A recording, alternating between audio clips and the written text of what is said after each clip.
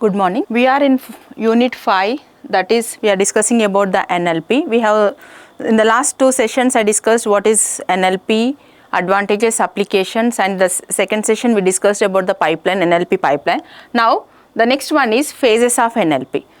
So there are 5 phases in NLP. These are the 5 phases. One is morphological and lexical analysis, combinedly we call it as syntactic analysis, semantic analysis, discourse integration, and pragmatic analysis. Let us see what will happen in each and every phase of this NLP. So these are the 5 phases. Now the very first one is morphological analysis. Here it is going to do word level analysis. In the previous pipeline session we have seen it is going to be converted it into tokens. That tokens we are going to perform stemming, lemmatization. Those are all nothing but the word level analysis. That is what the that all will taken place in the morphological analysis. And next syntactic analysis or semantic, discourse analysis, and pragmatic analysis. We are going to do the sentence level analysis. The next word after word analysis, whatever the other things what it is going to happen in NLP is going to be done in the syntactic analysis, and it is the biggest process where there only the single words we are going to take and we are going to do analysis, where here we are going to take whole sentence and we are going to perform the analysis. So let us see one by one in detail what is going to happen in each and every phase. So the very first one is morphological and lexical analysis. It is the initial step in NLP, and it is used for recognizing and analyzing the word structure. That means the collection of words and phrases in a language is referred to as lexicon. That's why the name it is called as a lexical analysis. And it is the process of breaking down a text file into paragraphs, phrases, and words. Whatever the text we are going to give as input, that it will be converted into, breaking down into paragraphs, phrases, and words. And the source code is scanned as a stream of characters and converted it into intelligent lexemes in this phase. And it refers to the study of text that at the level of individual words. That's why we call it as the word level analysis. And it searches for morphemes, which are the smallest units of a word. And the lexical analysis identifies the relationship between these morphemes and transforms the word into its root form. So all this particular process is going to be done in this morphological and the lexical analysis. And see here, morphological analysis, the very first step is tokenization.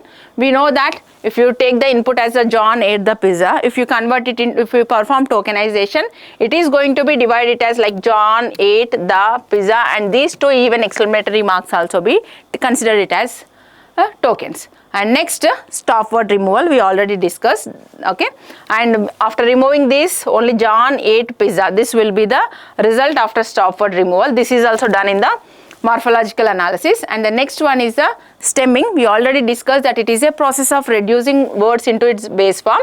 See here, for that particular for this particular input, okay, the stemming is John will be John, but come to ate, the root form is eat, and pizza will be pizza. Next, n-gram model. After stemming, we are going to perform an n-gram model. That may be unigram, bigram, trigram, 4-gram. That's why we call it as n-gram. That means in 1 gram, each and every word we are going to analyze. Whereas in coming to the bigram, combination of 2 we are going to analyze. Here you see John ate is one time we are going to do, and then then the pizza. In that next trigram, it is 3 words at a time. 3 words we are going to analyze like this. And coming to the 4 grams, 4 words will be analyzed. So why we are going to do for what thing we are performing this n-gram language model is finding out the probability of that particular word in a sentence. So we want to know the frequency of a word.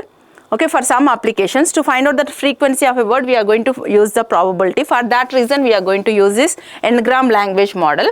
And if something asks a questions like John ate the, so after this much analysis, if you give a question to a particular application, then it is going to give you the answer as John ate the pizza. For that reason, finding out the probability of each word, we are going to use this n-gram language model.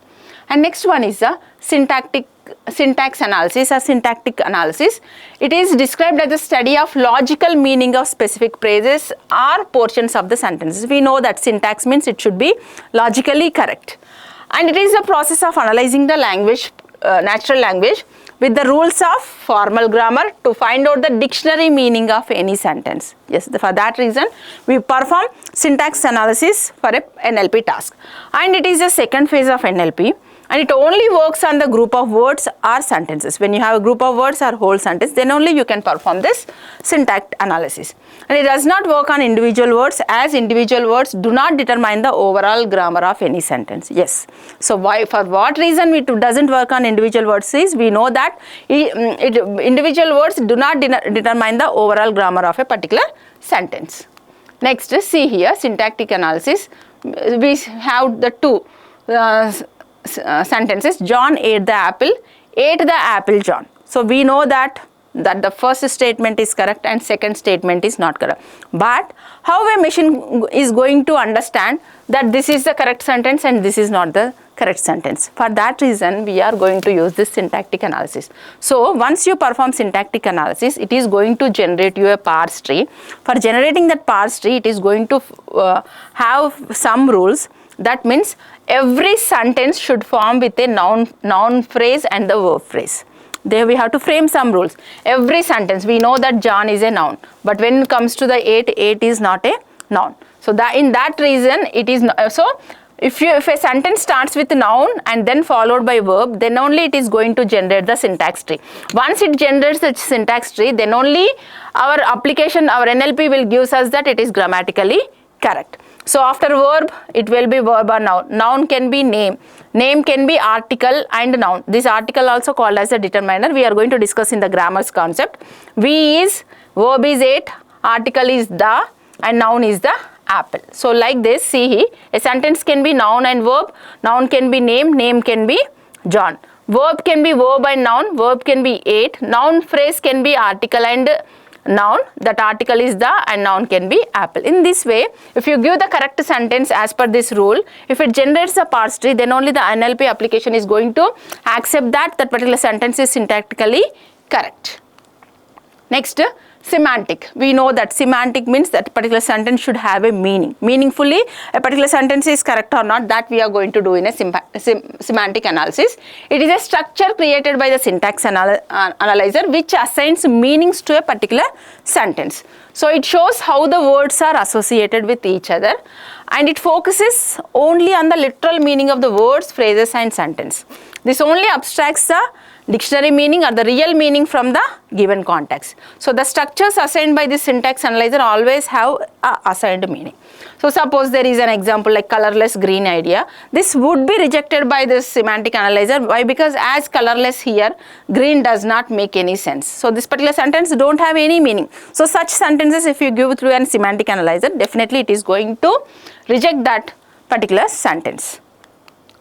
So see here in semantic analysis, she drank some milk and she drank some books. Okay.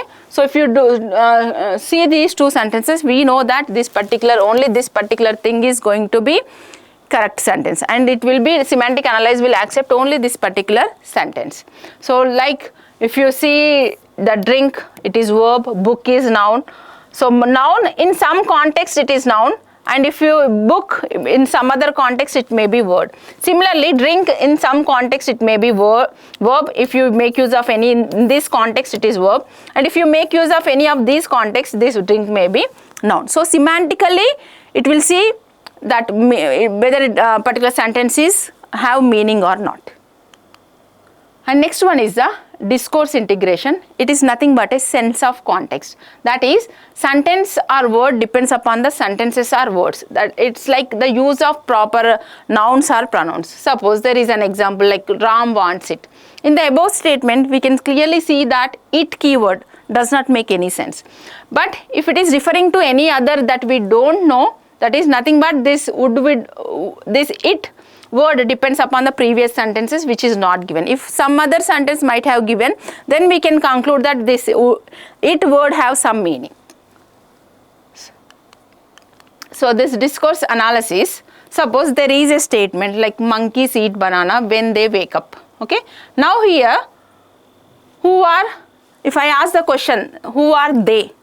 So what is the answer for this particular thing? Who are they? They here is monkeys.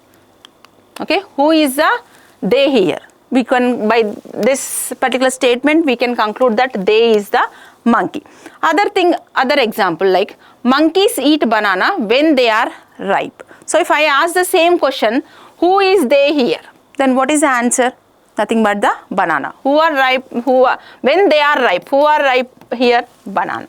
So who is they here? Banana. Means different context. Okay, this particular sentence is having different context, different context. So it is going to identify according to the context. It is going to give you the answer in the discourse analysis. Next, pragmatic analysis. It refers to the intended meaning of a sentence used in different contexts. That is, the context affects the interpretation of the sentences. Like suppose there is a sentence like John saw Mike in the garden with a cat. So here there are two interpretations, means that particular sentences we can interpret it into two ways. One is John was having cat and saw Mike in the garden. Okay, see, try to understand. This is this sentence, John saw Mike in the garden with a cat. Here John was having cat and saw Mike in the garden. This is one interpretation. Other interpretation might be like John saw Mike, okay, with a cat in the garden. So if you want to resolve this unique interpretation, seeing the context, one has to resolve to unique interpretation. So if we have prior knowledge like John keeps pets, then first interpretation will be more suitable. Okay, so in this, if you have such type of sentences and in that particular context, if you have more than one interpretation, so which interpretation particular task has to give, so that is comes under this pragmatic analysis. So this pragmatic analysis also can be used like close the door. It is a like order. Close the door if you say, that is order. Then please close the door. If the same sentence, just the context is like please close the door, then it is like a request or affirmation. So a single sentence in different contexts, so and we have more than one interpretation, then which is the correct interpretation? If you want a unique interpretation for that particular sentence, then for that scenarios we can make use of this pragmatic analysis. So this is all about the analysis of NLP, where we have the very first is morphological or lexical analysis, syntactic analysis, semantic analysis. Next, pragmatic analysis is the last one. Fourth one is the discourse analysis, and last one is the pragmatic analysis. So this is what about the phases of NLP. Thank you.